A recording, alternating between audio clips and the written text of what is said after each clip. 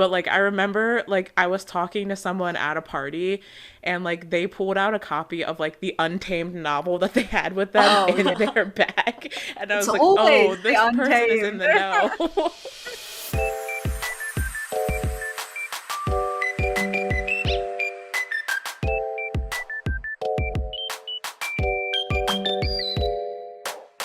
Hey guys, welcome to LoveCast, the BL podcast. I am your host Kayla, and with me, as always, are my co-hosts Pixie and Alexa. Hey. Hello. So today we are basically going to be talking about BL becoming mainstream. Is it mainstream? We're going to figure that out today. But some questions we might ponder are what platforms we've seen the genre slowly infiltrating, how this type of exposure is helping to break barriers, kind of stuff like that. And at the end, Mm-hmm. we are definitely going to give some recommendations on certain shows you can watch across various platforms. Mm-hmm. But this is actually a topic that we have been wanting to cover since last season. It's been on our list for a while, but we just never got around to it. I finally decided to like sit down and really think about it after. Well, here's Mm-hmm. a story. I have a story for you. I was scrolling late at night on Tubi, which, if you aren't familiar with Tubi, it's probably the only free streaming platform that exists anymore. Yeah. Oh, Mm-hmm. I haven't heard about it before. Is it legal? Yeah. Yeah. Ooh, Yeah, it's wow. a legit streaming service. Wow. So it's free, but that's like you have like it comes with ads, but it is Mm, like Yeah. free as opposed to a monthly wow. subscription with like Netflix or That's nice. something. Mm-hmm. Yeah, and it's very popular. I've just, I guess, never thought to go on there Mm. because it kind of has a reputation of like having shows that the quality of them isn't great. But honestly, I think that's propaganda because I really think that's propaganda because there are some great movies and shows on there. It kind of reminds me of the way, and this might be like another mainly American thing, but if you're familiar with like the Hallmark Channel, it Mm-hmm. kind of reminds me of the Oh. reputation that like Hallmark movies and TV shows have because it like the stuff is like tends to be a little bit lower budget and they tend to Mm-hmm. have like a lot of like B, C indie movies on there, but there are also like a lot Mm-hmm. of like gems you can find if you are willing to like search through stuff. I remember when I was Mm-hmm. younger, we used to get some Hallmark movies on the Norwegian TV Mm-hmm. channel streaming, and that was, yeah. Yeah, so I went on Tubi for the first time maybe like 2 months ago at this point, and I was browsing specifically through the LGBTQ plus section, and I was Mm-hmm. so shocked to see that there were BLs on there. Like a Mm-hmm. lot of BLs. They have virtually every Japanese BL. They have some of the Korean BLs, maybe like two or three. They had like two or three Thai BLs. They have a lot of those like older niche queer Korean movies. Um, Mm-hmm. they just they had a really big selection, and I was like, this is crazy because I've never heard Mm-hmm. anyone associate Tubi with BL, but it's cool. Right. So that's what kind of prompted me to be like, okay, we got to talk about this. We got to talk about BL Yeah. becoming more mainstream. I just figured out why I've never known about Tubi because when I log onto that, we're sorry, it's Uh, American. You can't get into Mm. it if you're not American. Just every time. God. yeah, I'm sure accessibility is going to come up later, or lack thereof Life. with accessibility. Mm. So, this first section, I like to call it the humble beginnings of BL because the beginnings were, in fact, very humble. I think there have always been fandom spaces where people could talk about things Mm. like BL and Yaoi. I'm putting them together because I think there's a lot of overlap in the fans Yeah, and Mm-hmm. the definitely. kind of like attitude that people have had towards BL Mm-hmm. and Yaoi Hmm. fans. But there have always been so many places online where you could have this kind of fandom discussion. Like there's all the fan fiction sites, even like art Mm-hmm. sites, blogs. I know Tumblr has always been a big one, and even like for Mm-hmm. the OGs, there's Live Journal. Which Mm-hmm. I never actually had a live journal, but like I was familiar with its existence, so I felt like I had to shout that out.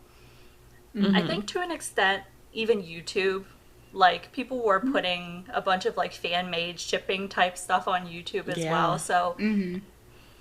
it's like all across every platform, even way back in the day, there was some kind of like BL yaoi fandom.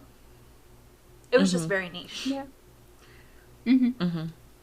So, yeah, we used to kind of just be isolated to those niche spaces. And the majority of the media, I would say, was fan made. Because it was like people putting these non canon ships together, whether it was like in Mm-hmm. writing form, in art form, taking, just taking their own liberties to make things gay that People maybe were weren't making their own actually. yaoi. Mm-hmm. Yeah, it was grassroots yaoi, if you will. Um, but yeah, so much of I guess, the content we had back then was that we were making it as a community. And Mm-hmm. there was, like, some accessible anime and, like, yaoi from the Japanese market, but I feel like a lot of it didn't have fan Mm-hmm. translations at the time, so it was kind of just like, Yeah. Yeah, you had to watch without translation. And with the yaoi that was coming out, like, you didn't really need a translation. You weren't watching it for the true. plot.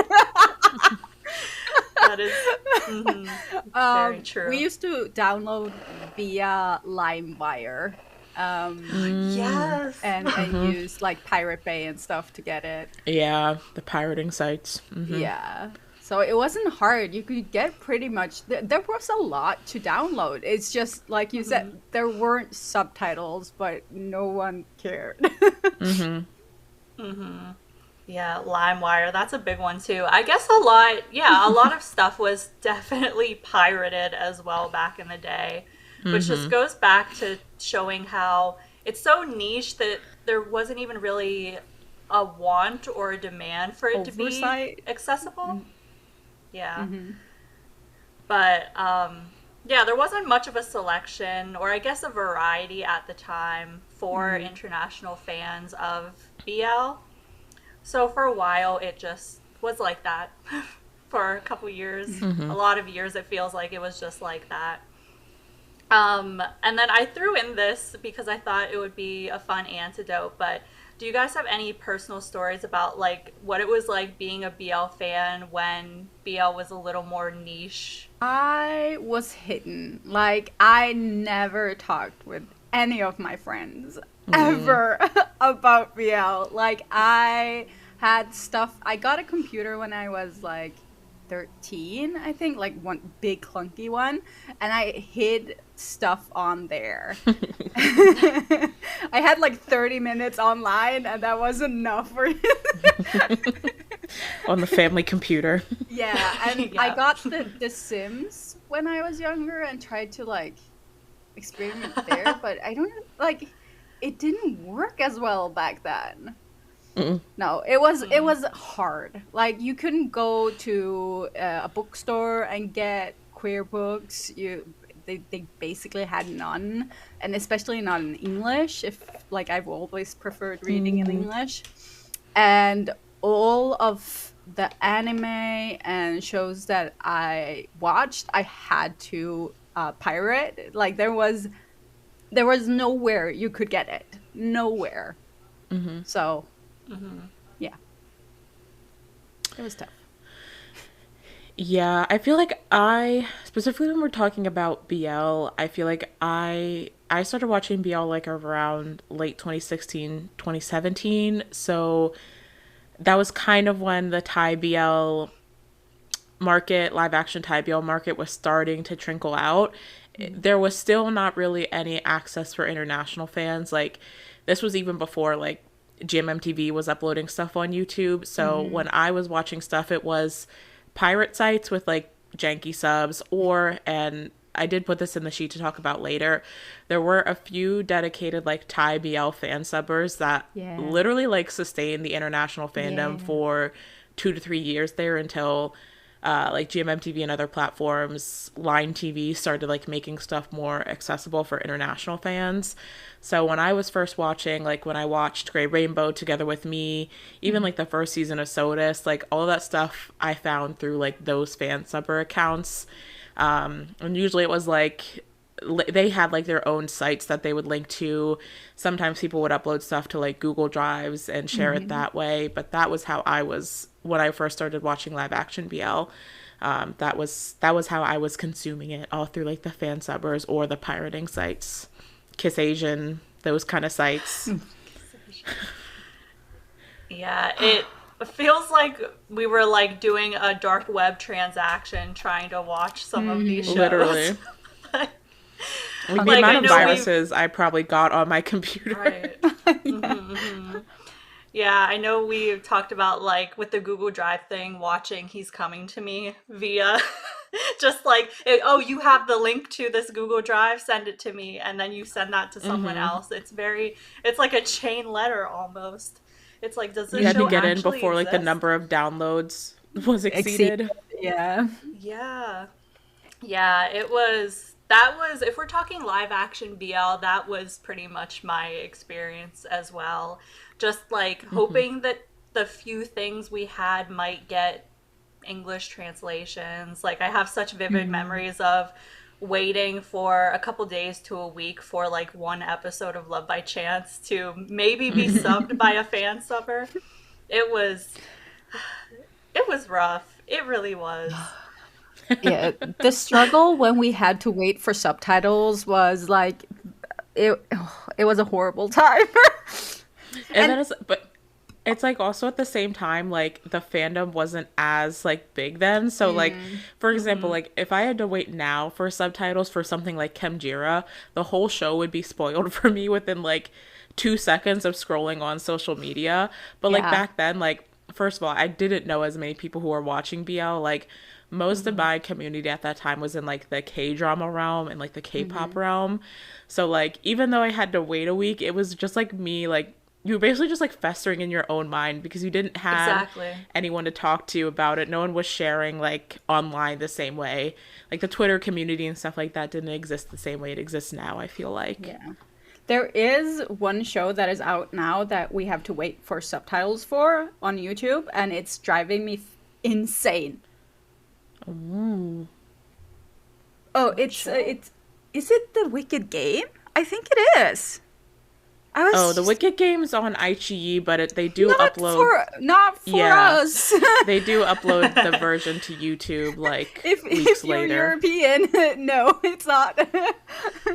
You have to watch it Uh, on YouTube, which is super annoying. And they put some of the episodes we had to wait more than a week to get the subs for. Yeah, yeah, That that's it. is That's insane. yeah, that's interesting. Back in the day, I guess you had to have a lot of patience. You really yeah. did. So, There's no patience online anymore for in No, many ways. not in real no. life either. And no. No, we're so spoiled now with things like that. Yeah. So I feel like I don't know how much we've actually like in all talked about just like the origins of Yaoi in the past. We always like mention it. But that's like a whole other facet here that we could talk about, but I don't think it's super relevant. But just like how Yaoi has influenced like the current media landscape, because I feel like it really has had such a big impact. We'll see that with like Yes. some points that we talk about later on, but it's just crazy to think about how things used to be and how they are now. And it makes me wonder what it's going Yeah. to be like in the I future. remember in one of our interviews Yeah. where we talked to, it might have been Bam Bam or Salmon, one of the BL writers that we've talked to in the past. They were talking about how, like, when they first started reading yaoi, like people would exchange like physical written copies because like they didn't want to put it online anywhere because it was Yeah, that like was that Bam niche Bam. that you would Yeah. just like exchange like your written copies of your media. So like even that, like to think about, and that it's Yeah. probably happened in all, like I mean that's kind of like how, like if you go back to the origins of fandom with like Star Trek and things like that, like that was how people like exchange their Hmm. media. So like it's really interesting to see like how far it's come. And just, I mean, like the 10 years that we've been in the BL space, at least like in the Thai BL space, I would say, and like even thinking further back from that, it's really crazy to see how Hmm. far it has come, and like how the impact of that like OG yaoi fandom has like expanded into everything that we have now. Yeah. Yeah. It's crazy how like we've experienced this massive change in such a short time. Right. The exponential growth. Yeah, it's been Mm. really crazy. But I mean, that segues perfectly into just us talking about the rise of the BL genre, because its reach has just expanded so much with, I think, the emergence specifically of more live action BLs. So it's like for the first time in BL history, I feel like shows are finally being made more accessible outside of Asia. Of course, we have some instances where Ichi is not available to Pixie, and many others, and that is the case with, yeah, that's the case with a lot of. I mean, every streaming platform is not available everywhere in the world, so there's Yeah. still always room for improvement. But generally Mm. speaking, I would say that it's way more accessible now to watch BL Yeah, than it definitely. used to be. Yeah. I think like we're just a little bit spoiled with getting shows and getting it at the same time, because there was a moment where you basically were getting every show no matter where you lived, and they've started like segregating the shows to different streaming channels and not putting in others, and it's starting to block off shows for people again. I feel like when we first, say maybe, was it like 2016 time? Yeah, that's when we started seeing a lot of the fan subbers that you mentioned Mhm. earlier, Alexa, kind of really carry the BL fandom on its back, so to speak. Like, I think the three that people really remember are Pink Milk Subs, Lazy Mm. Subber, and JBL. Yes. Yeah. They were really, I don't know if they like Huge. directly were working with like Line TV, which was like I, the, I think it was I like don't the think. main platform. Yeah. I don't think they were. At least they didn't start out as. And I remember especially like Pink Milk Subs used to put like the notes in the like Yeah, like the translator author's notes. notes that had like the context for things that were happening But and like their yeah, own but thoughts on also really things. funny ones, like you commenting on what was happening. And I Yeah. remember watching like the Two Moons 2 sub, and it's so funny. Like I recommend just go watch that with the Pink Milk subs because they are so funny. Yeah, it had like personality to it, Hmm. which that, yeah, it really adds to It's it. kind I of kind remember. of it's kind of a Yeah, go form of ahead. like watching reactors, like when you have the Yeah. reactions of the translator. Mm. I specifically remember JBL did the subtitles on Love by Chance when it was online TV. So that's why Mm. I'm like, was there some kind of like deal there? Were they doing it for like the love of the Mm. game? I don't know. That's why I'm like, I don't actually know like how they ended up subbing, or if that person ended up subbing directly online TV. I feel like I feel like it had to like started out for like just the love of the game and like wanting Mm. to make BL more accessible. But I feel like, and I did put a point about this relating to a different show. I feel like once networks and streamers picked up on how many people were watching like these fan subbers and that they were actually like having an impact, I feel like then like maybe they wanted to start to like, I don't know, bring them into the loop some way and kind of like make it mutually beneficial. Because I always think about Cherry Magic and how that was being fan subbed, and so many people were watching that show through the fan subs that they ended up like putting it on Crunchyroll like halfway through the series airing, because they realized how many people were international fans were like tuning into that show, and like how much audience they were losing out on basically from the company standpoint by not exporting it somewhere officially. So like they picked it up mid-run and put it on Crunchyroll for the remainder of the show. So I feel like a lot of these fans started out subbing because they you know, wanted to be able to access it, and they wanted like their friends and other people in their community. And then I feel like once production companies and streamers picked up on that, they were kind of like, oh, maybe we need to make this work for us basically by like working with the subbers in some instances. Yeah, and I think if they didn't work with the subbers would just continue and they would lose out on those viewers. So they kind of had to bring them in. Exactly. It got to a point where they couldn't ignore how much community was there in the fan subbing communities.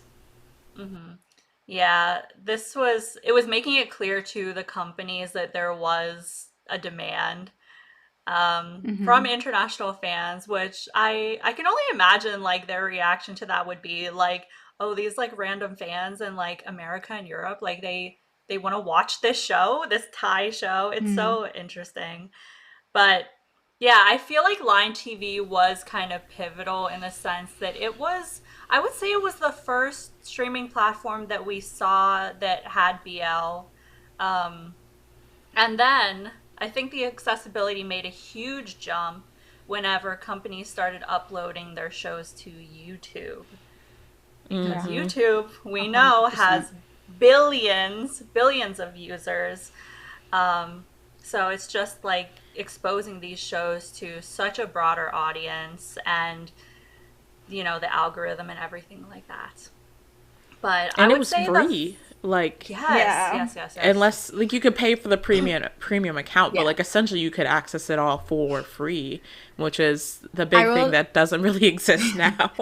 I will say I've had YouTube Premium since it was a thing, and that's the one thing when I start like looking at my financials and which streaming platforms I can have, I never touch YouTube Premium. That is, I use YouTube so much, like that just will be there. That's a cost I need. I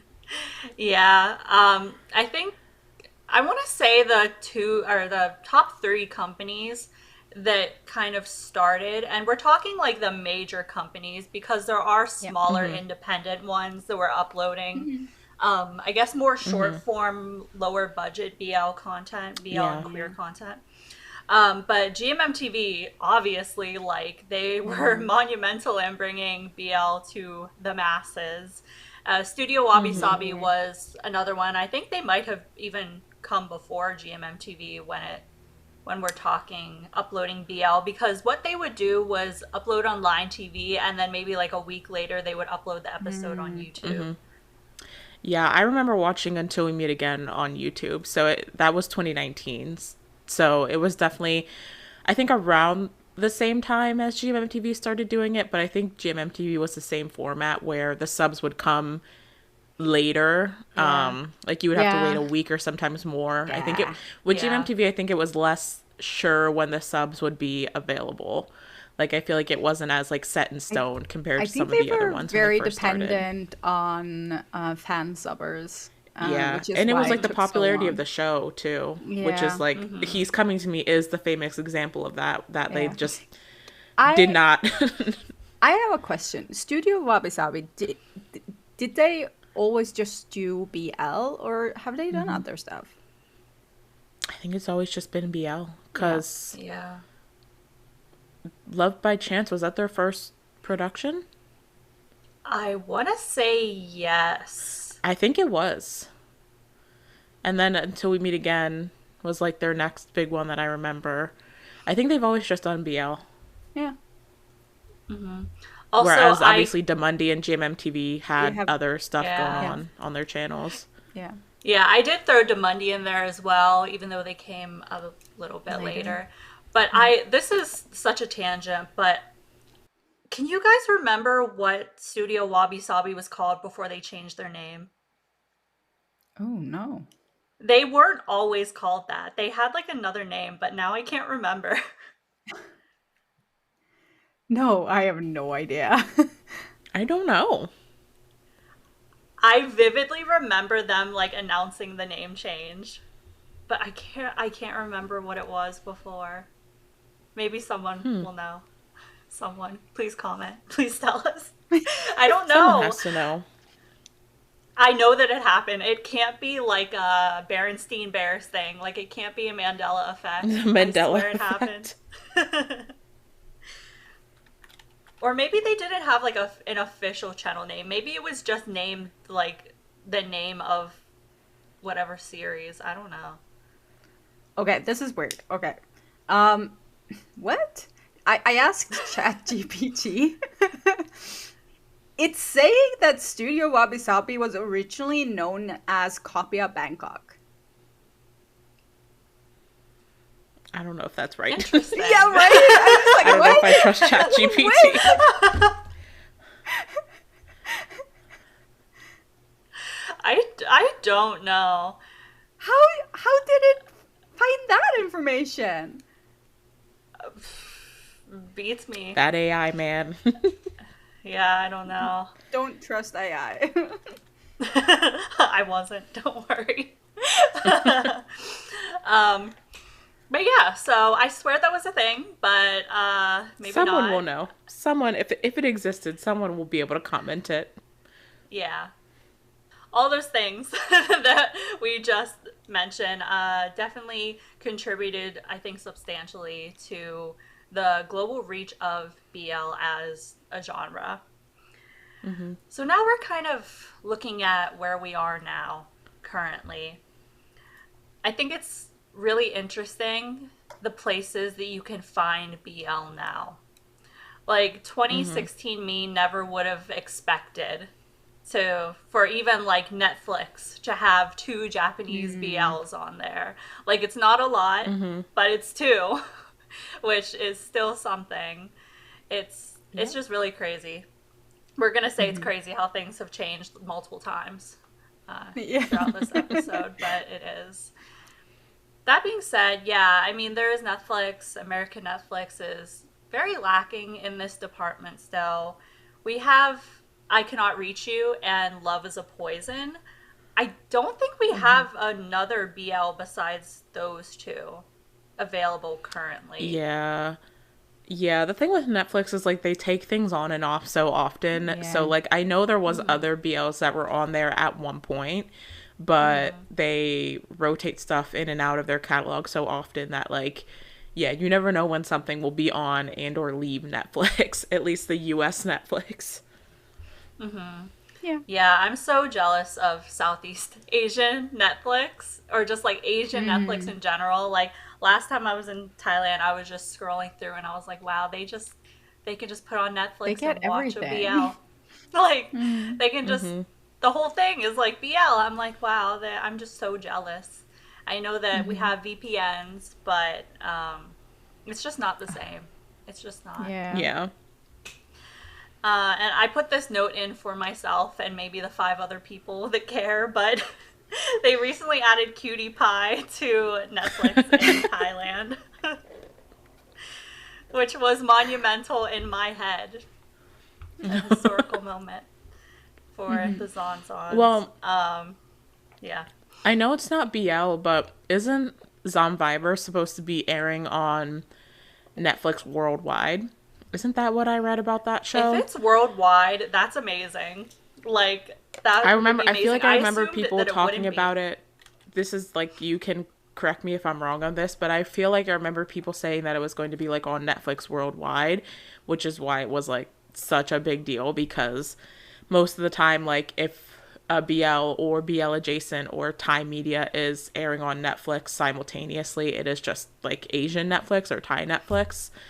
So I feel like I remember people talking about that, but it also could have just been rumored. I am not 100% on that, so Don't quote me on it or correct me if I'm wrong. Oh man, I'm gonna have to keep my Netflix. I'm gonna have to keep. I have no other choice. I have to keep the Netflix. Um, It but yeah. it says it will stream in 190 countries On Oh worldwide Netflix. starting on October 31st. Yeah. Wow. my god. That's a big deal. Mm-hmm. That makes me even more excited. Anyway, um, this next point is something that we talk about a lot as well, and it's just like the fact that there are so many BL series now, so many that you would also almost consider it oversaturated, maybe fully consider it oversaturated.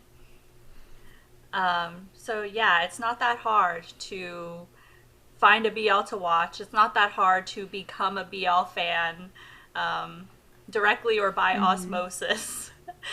Uh, Yeah. I'm also finding that a lot of people in spaces that I would never expect are randomly either BL fans or they watch BL. They've watched BL. It'll be like the most random thing, like the most random person Yeah. that you don't expect, most unassuming. They know BL, they watch BL, and I'm like, this is really crazy because it was never like this in the past. Mm-hmm.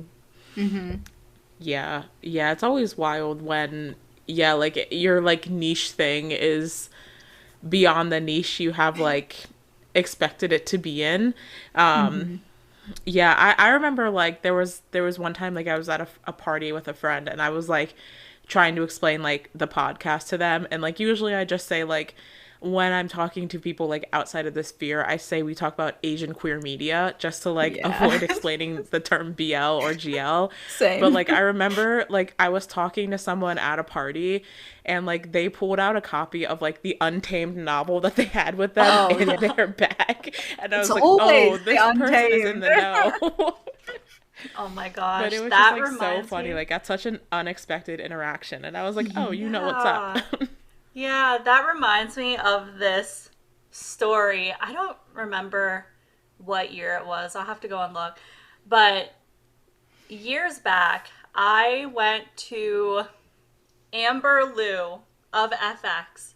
I went to her concert in DC.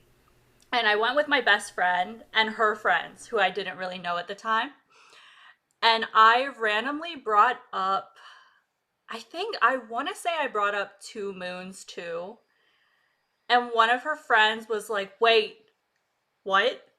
You know BL?"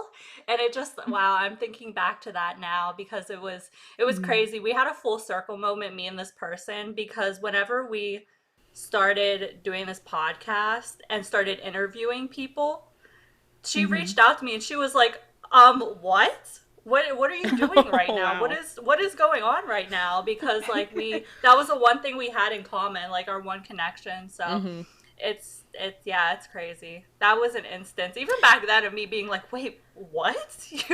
You watch BL? It makes me think of like this is the niche fandom thing that's happening right now, but like the big thing in fandom is that like Dan and Phil announced that they've been in a Yeah. relationship for like all 16 years that they've been doing like the internet. And like I've seen so many comments that are like I broke no contact with like my ex-best friend of 10 years to tell them this news. So it's like that random person that reaches back out to you like we used to have this thing in common. It's like the one niche thing that we Yeah. know Mm-hmm. the two of us always had in common. It's like you have to like tell them about it when it comes Yeah. back up. Oh, that's so funny. But since I mentioned something K-pop adjacent, we could also just bring up the obvious overlap that seems to have always existed between the BL fandom and the K-pop fandom, because Mm-hmm. I think they're very similar markets and they go towards a similar demographic. So it's just like interesting to see, I guess, the growth of these two things side by side.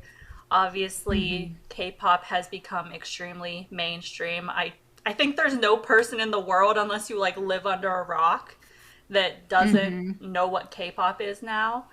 But do you think that BL will ever get to that point or near that point where it's kind of like a household thing, kind of like BL Mm. is.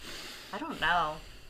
Yeah, I think the thing that would stop BL from getting there is the homophobia of it all. Like, Hmm. unfortunately, like, there is always, obviously, so many places are so much more progressive than they used to be, but I Yeah. think queerness, at least in this current climate, is always something that's going to be slightly marginalized. Mm-hmm. And so I wrote papers and did presentations in college about the inherent queerness of K-pop, but Mm-hmm. I think because K-pop is music, it is something a little bit different. You can kind of write it off. Like, you can ignore the inherent queerness that exists within K-pop in certain spheres, but you Mm-hmm. can't do that with BL or GL. Like, Yeah. that is Hmm. the whole point of it.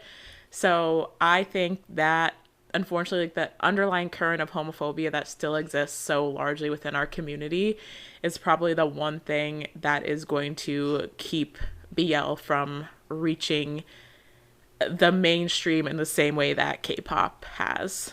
Mm-hmm. Yeah. In my Agreed. ideal world, yes. In my ideal head, yes. But unfortunately, I think that that underlying thing is always going to be there, no matter how progressive places get. And so many places are going backwards at this point in time. Yeah, So, everywhere it's going backward. Here as well. Like we've Norway is seen as one of like the more progressive countries, but dude, when it comes to um like queerness and stuff, like, people are freaking insane. Like this pride this Yeah. year, people were like tearing down the flags and spitting on people, and it's like it's crazy. I've never seen people in Norway act that way. Yeah. yeah, it's getting bad. Hmm. Yeah, I agree with that, Alexa. It's definitely always going to come down to the homophobia, even though like there are people who have I guess a toxic masculine view of K-pop and like call it gay and stuff like that because I Yeah. don't know, they look like girls or like wear makeup or something, but K-pop I Yeah, think the has even androgyny. yeah, I think it has still managed to kind of, I don't know, cement its way in the mainstream despite that, despite those Hmm. like views of people that people have. But BL, I don't know. I don't know. And do we I want think it it to would go be super harder for them to mainstream? subvert. Yeah. Yeah. No, that's a big thing as well. Yeah. So there's something like, it's like you want your thing to, like, you want your people to succeed, but there's also something comforting about your niche interest remaining niche to a degree. And like that is Yeah. something that like you feel in K-pop as well. Like when your favorite K-pop group starts getting like super popular, you're like, "Hey, this is great for them," but at the same time like that's my little group, you know? Like it's like you want to keep it close to Yeah. you. Like, I feel like that's kind of like an inherent feeling that you have with a lot of these like niche fandom spaces. Hmm. Yeah. Yeah, definitely. So, like with most things, I would say social media has been a huge contributing factor to the spread of just awareness of BL, but also the popularity of Mm-hmm. it. So, like, kind of touched on this a little, but BL fans definitely used to be considered weird, a little off kilter. There was We're some still a little shame. weird. Yeah, I would say so, but who isn't?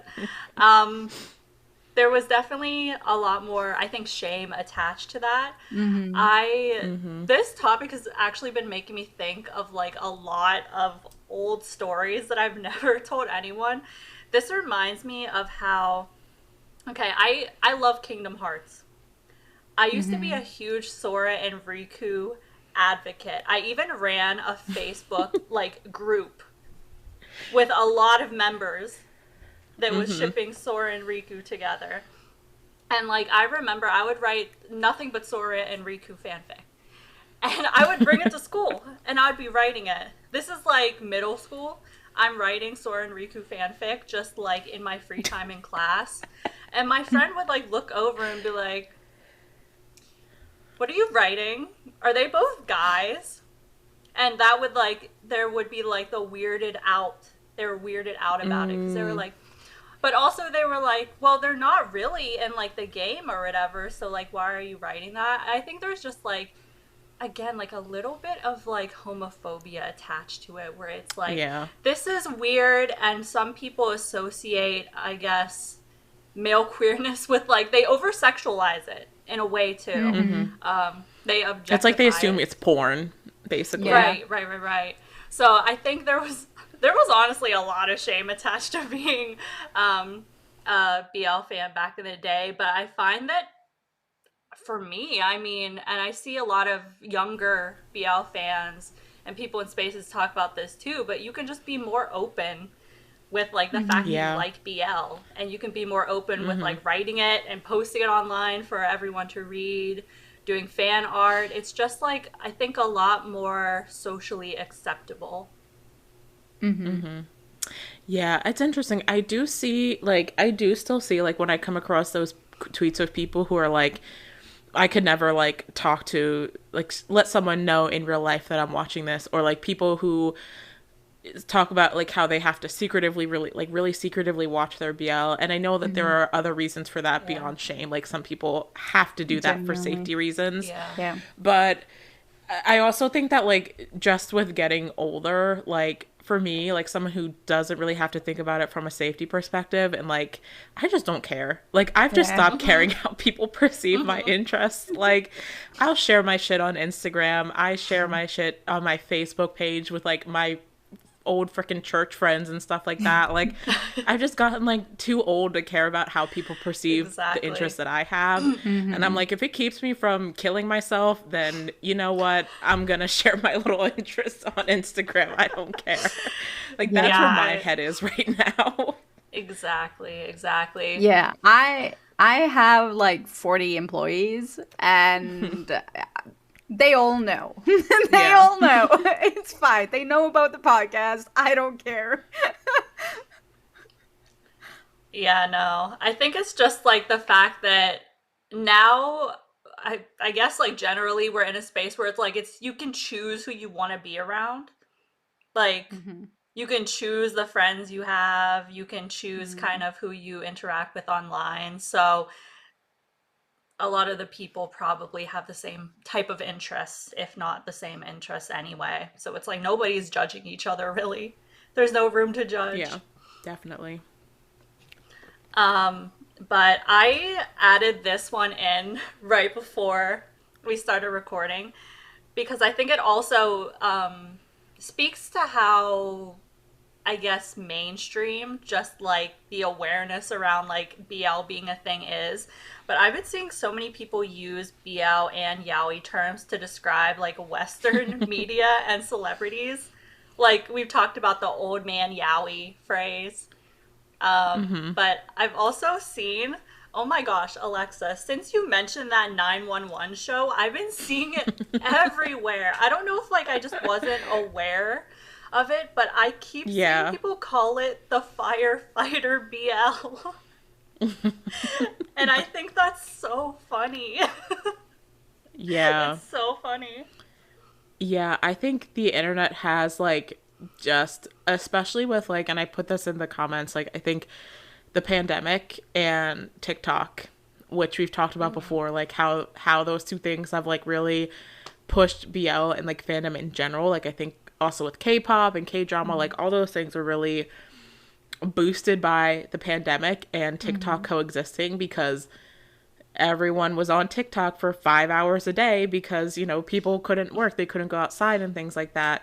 And so I think the algorithms that exist now on these social media platforms, and the fact that you can get served like a TikTok from an interest that is completely out of your normal niche, just like on a whim, has like made these terms become so much more accessible. And like, yeah, it is crazy to see like people talking about like the term yaoi just like casually in a TikTok. I'm like, what are you doing in my house? Like, how did you get here, kind of? But I do think like the pandemic and just like the way though people have used the way people use the internet has changed so much as a result of that, that I think like things just like go so far beyond where they could have previously. And so like now all these terms are like, I people probably don't even fully know like what the terms you're using actually mean, but they No. know how they've seen them used in like the context of a TikTok, and so like they've just taken that and run with it, and it's really interesting to see. It's funny. I think it's really It funny. is. It is. It makes me laugh. And then, like I mentioned before, how I just think I've been being fed. Obviously, like we're in the BL space, but I would say that my TikTok is usually pretty diverse with what it shows me. But I've just been getting so much, like, again, like BL and yaoi content from people who, like, I wouldn't normally assume would consume BL. I don't know if I'm like judging a book by its cover, but you just wouldn't expect it. I'm still getting the Omegaverse TikToks like crazy, which they're really trying to indoctrinate me into Omegaverse, but I'm not there yet. Um, we'll see in the future. Heather is going to Um, keep trying in the background. yeah. So, uh, did you want to talk about the content creators you've seen who have been kind of diving a little into BL? Yeah, so there it's like obviously we know reactors. There's a lot of people who react to BL. There are a lot of content creators on YouTube who like react to queer media, specifically like usually Western queer media. Like they react to a lot of Yeah. like the young royals of it all, the scam of it all. But I've seen a lot of those accounts. They're usually like usually cishet white gay men is like Yeah. the majority of the ones that I've seen. In the recent years, there are two shows in particular that I feel like I've seen pop onto their radar from the Thai BL sphere, and that is Kim Porsche and Bad Buddy. Yeah. And I don't know what. Obviously, we know Kim Porsche. Kim Porsche was a huge phenomenon at the time, so I can see why. I think it's a show that a lot of people recommend. Like, if I want to get into BL, like, what's a show that I have to watch? Like, a lot of people are gonna say Kim Porsche. Bad Buddy kind of surprised me, but I Yeah. think people see it as like a good representation of like GMMTV when it's good. Like when GMMTV puts out a good show, like I think Bad Buddy is seen as like one of those representations. But I've seen so many of like those queer content, queer media content reactors who have like specifically those two shows. Some of them have branched into others, but are reacting to Thai BL. And I've watched through like a couple of their reactions, and like for the most part like people are really like open to, and I think because the people recommending the shows are already BL fans, they're kind of like helping people to understand like this is going to be different than what you would see in like a Western queer show. Like you're going to be Yeah. seeing different things, like the production's going to be different.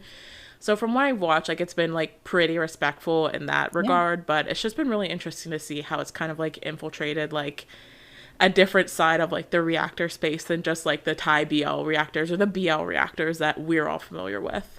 Yeah, I've even seen some content or content creators, reactors, straight men watching Thai BLs, and that was like I watched through the whole Interesting. thing, and they were really open, but they were also making comments like every 10 minutes, like.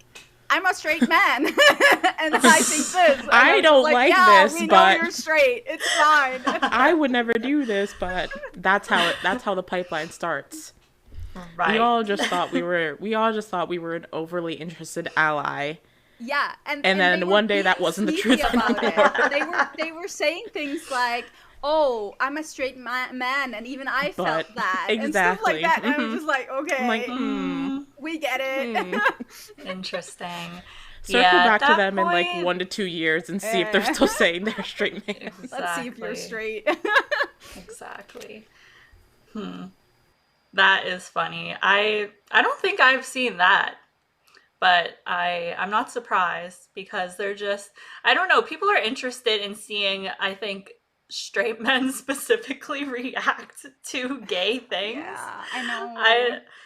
I don't know what the Male phenomenon privilege, is. anyone?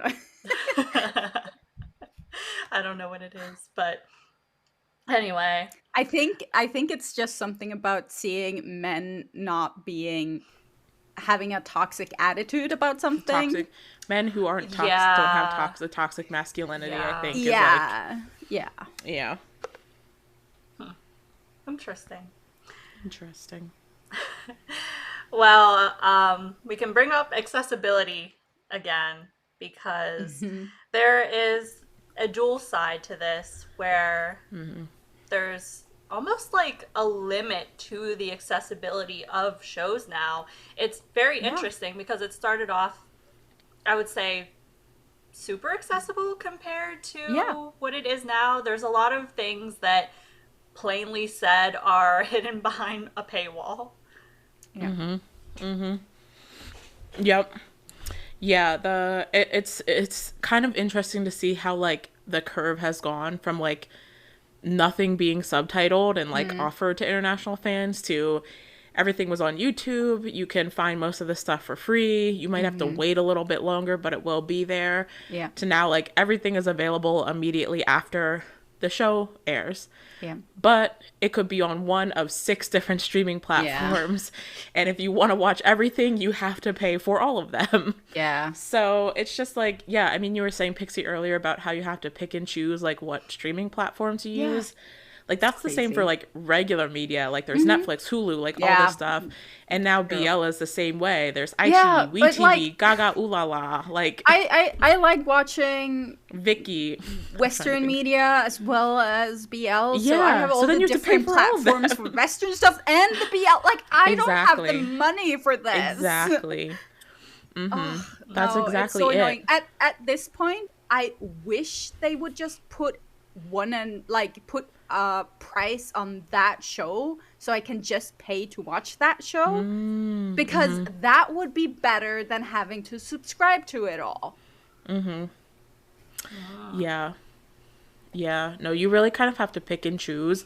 And it's basically just push people back to pirating because the majority of people, of the general BL watching public, are young and don't really have a lot of their own money.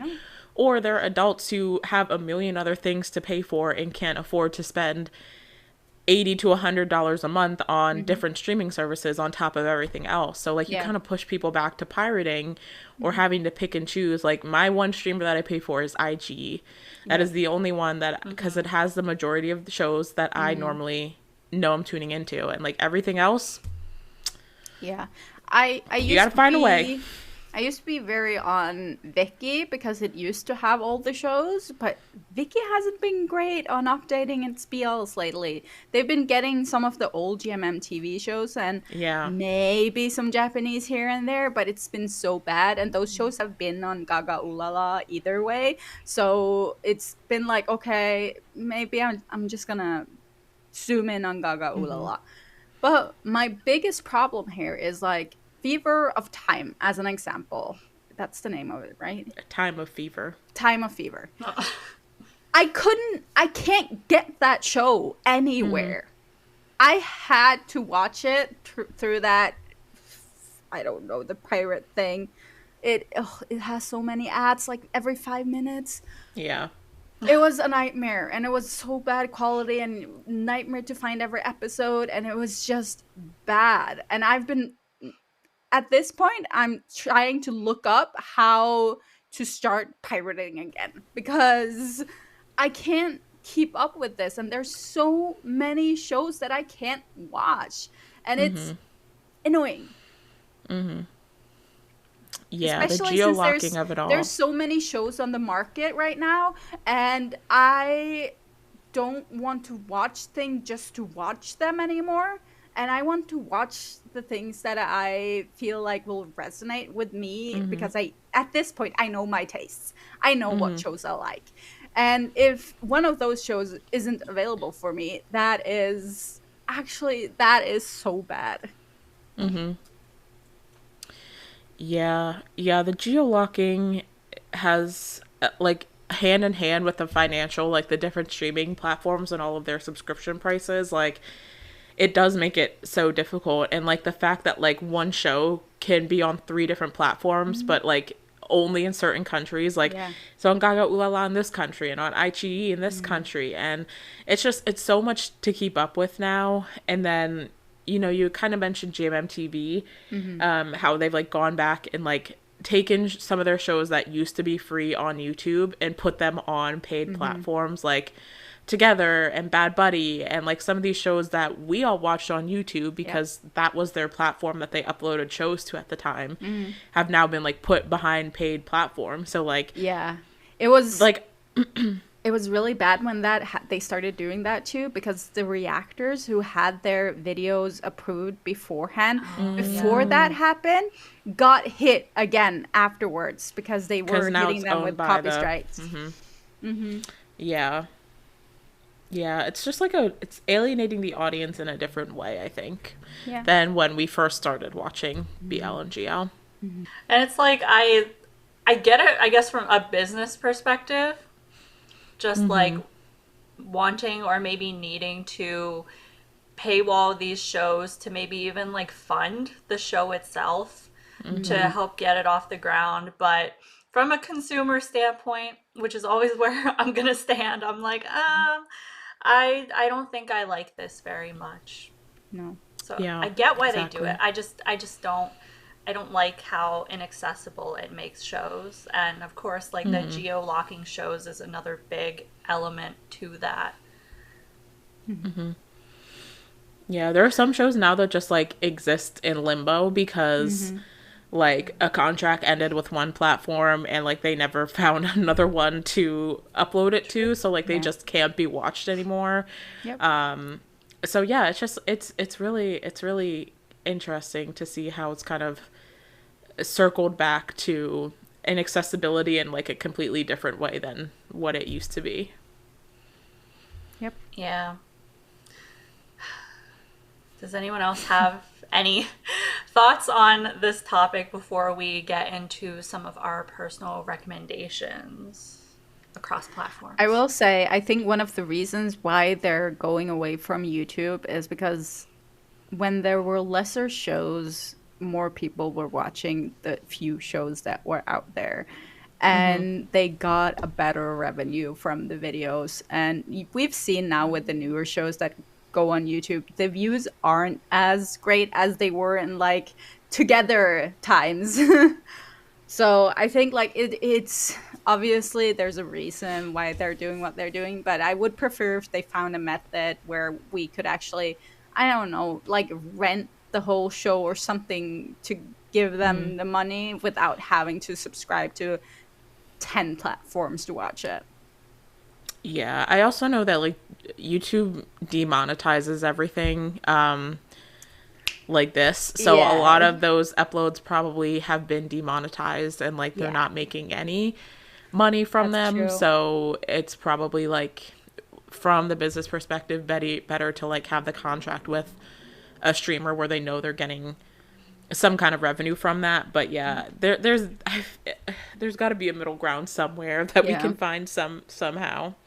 But yeah, YouTube does suck with that, with the demonetization. And that's why like so many of these like other like YouTube creators have made like their own streaming platforms basically to get around that and be able to not have to cave into like YouTube's censorship to be able to get their videos monetized basically. Yeah. Speaking of like buying a show to watch, didn't I told Sunset about you do that? Yes, Like I was mad at it. I was mad at it back then because back then it was like really, really douchey because there weren't that many shows out. They could have just put it out for like it, and the price for each episode was too high. Like it was like what you would pay for a month on Gaga Ooh La La, like for one episode. It was insane. But that being said, now would have been a great time to do that. Let's circle back to that. Yeah. With a reasonable price. Yes. Maybe not pay per episode, but just like pay No. for the Yeah, whole pay series. Pay for the whole series. show, thank you. Rent, whatever, yeah. Oh my gosh. That also reminds me of, remember that short period of time where AIS Play had their YouTube Oh my Oh membership dear god. God! that I paid for? Don't remind me. Oh, I hated that. Yep. I paid for that to watch Oh My Sunshine Night. We saw how that turned out. Oh my God. And then I Uh, I canceled it. Why? They also had War of Y. All they had was that show and War of Y. Mhm. But War of Y took so much time to finish because it's multiple stories. So I remember I just like Mhm. canceled in the middle of the show and started watching the rest pirated, which that's what you had to do. But the price for Yeah. that one was something ridiculous too. Like maybe Mm. like Netflix price ridiculous for Yeah. 2 shows. So Yeah. that was a memory unlocked. yeah. I actually think iQIYI's monthly price is too high. I think they ask for too much money, honestly. It's the They only one all I pay feel for, high so I to can't me. compare it. It's $9 for me, so that's cheaper than like I pay for most of the Western ones, but I also know price converts differently in other places. And also like if you're paying for it and half of the content is geolocked, then like yeah, it's not gonna be Mhm. a worthwhile price. Yep. Yeah. So, since we're talking about inaccessible shows, I will start with Tubi since it is still free, but only accessible, I guess, in America. So still not Hmm. fully. But I recently watched My Personal Weatherman again on Tubi, and it still held out. It was a great time. I loved it. Hmm. And like I said, they have a lot of the Japanese ones. They have the Takara kun to Amagi kun. They have, oh my gosh, I'm forgetting the name of like every show now. I also They had rewatched, if anyone remembers his, that Japanese Yes. series. I really Yes. oh love that one. I watched yeah. that one Yeah. again. They had the Game Boys movie and season 2 of Game Boys on there. Yes. And I was like, I guess not season 1 because I think season 1's on YouTube still, question mark maybe. It's on Um Netflix.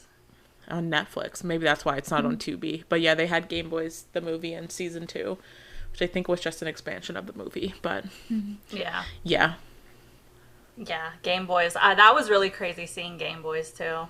Because Mm-hmm. that, especially the movie, the only way you could watch it is one time through Idea First, you had to pay. And Yeah. then Kokoi's official California fan base, they worked with them to have another airing date. So that Yeah. was another I ticket remember that I you bought to watch remember it again. paying for the ticket to watch that. Yep. So yeah, that's crazy, and now it's on Tubi. So go and watch the Game Boys movie on Tubi for free. Of course, Netflix. I put Heartstopper because it's BL adjacent, and we've talked about it a lot. That will always be my recommendation. And same thing with Young Royals. It feels BL adjacent, even though it's not BL. Yeah. A lot of there's I mean, we've overlap in the talked about fans. both of them on this channel. True. Yeah. My Netflix recommendation will always be Your Name Engraved Herein. Devastating queer film, but also like one of the best movies I've ever watched. So, yeah, and it's a Taiwanese movie, so I don't know if I would say I don't know if I don't really consider it that much of a romantic movie. So I Yeah. don't know if I would say it's a BL, but it is a queer movie, so It's worth watching. So there's also Viki. I haven't been on Viki in a long time, but I know they still have the Eighth Sense on there, which is one of my favorite Korean BLs. And they do have the history series, Yes. all of it. So Yeah. that's a good They recommendation. have like a really really good bunch of series in their BL section now. It used to they not be so much, but they've really filled it out. That being said, they haven't put out much lately. Yeah, I think they get a like a lot of backlog of older shows. Yeah. The last thing I remember watching on there was Love in the Big City, Mm. and I Oh, ended up yeah. like signing up for a 7 day free pass so I could binge the series in a week, and then I just canceled it. I got like a free trial for like their premium thing, and binge that in 7 days, and then cancel the They subscription. right now they're really going heavy in on the Chinese BLs that are coming out, like the Oh, Omegaverse one and Oh, okay. Desire and others. Revenge Love and Yeah.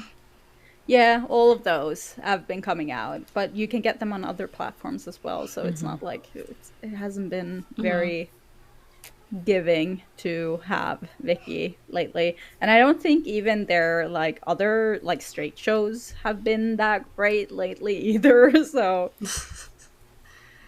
Well, yeah.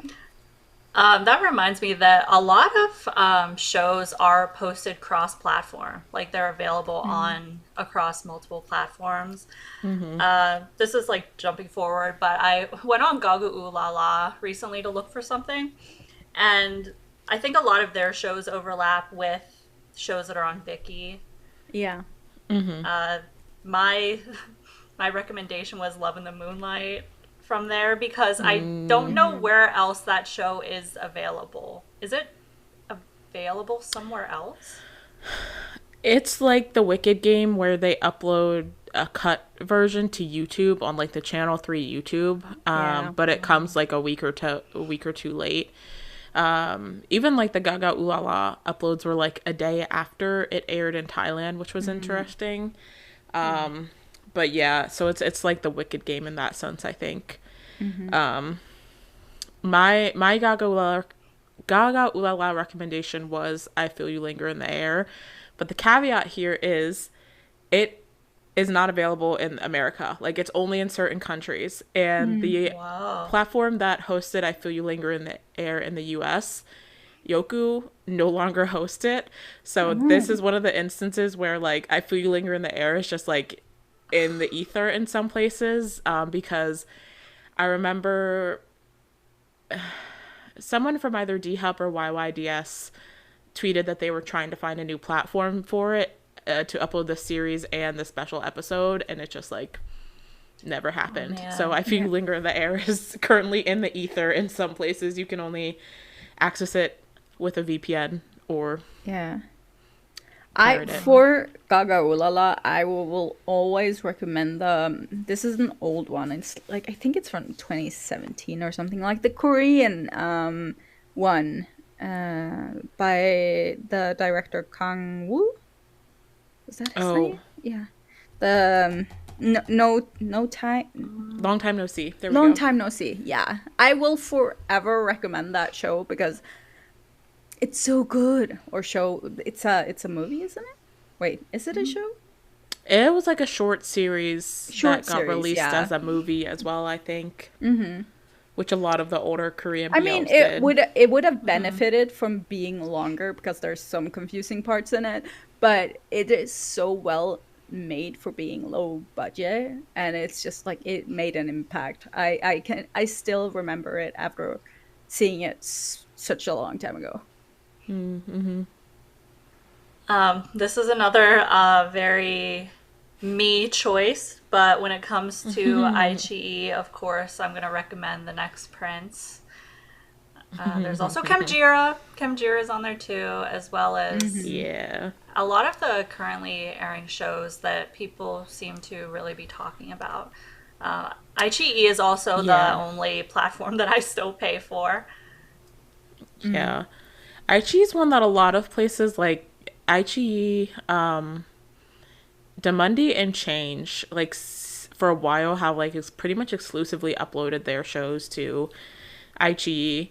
I think it's one of like the bigger ones. Like I think it's coming out as a front runner in terms of like the platform that hosts BL and GL content. Because they got a lot of stuff and they're like co-producing. Like they were like co-producers on My Stand-In and stuff like that. They're co-producing a lot of series now, so I think they're really coming out in the forefront in that sphere. my Aichi recommendation was Let Free the Curse of Taekwondo, which was the Korean BL, which was my top series of last year. I love that series a lot. So, but also yes, Chemjira. Everyone should be watching Chemjira. Yes. I agree. Like, this is one where we're all in agreement. I like, it's a slow burn, but it's done so well. I love the tension, and I love that it's like the supernatural aspects of it and the cultural aspects. Great show. Yes. And it's one of the ones that IGE actually lets me watch, which is great. That's a big deal. That's significant. The last platform I had was WeTV. I have no experience with WeTV at all. I've never even like been on the site. But I know. I surprisingly, I have liked a lot of the WeTV originals that have come out in the past year or two. So like I put for recommendations, I put Knockout, which aired this year, and Monster Next Door, which was from last year. I think the last year or so they've gotten a lot of good like originals that they're doing, but I remember subscribing to them way back in the day so I could watch. Why did I just completely forget the name? The Max Tool one that came out in 2020. Manner of Death. Thank you. I don't know why I forgot the name. But yeah, Manner of Death is on that platform. Yeah. So another recommendation, but I subscribed to it back in the day for Manner of Death specifically.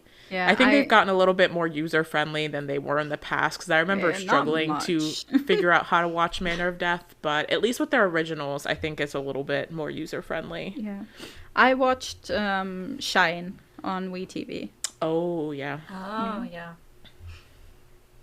Obviously, I didn't.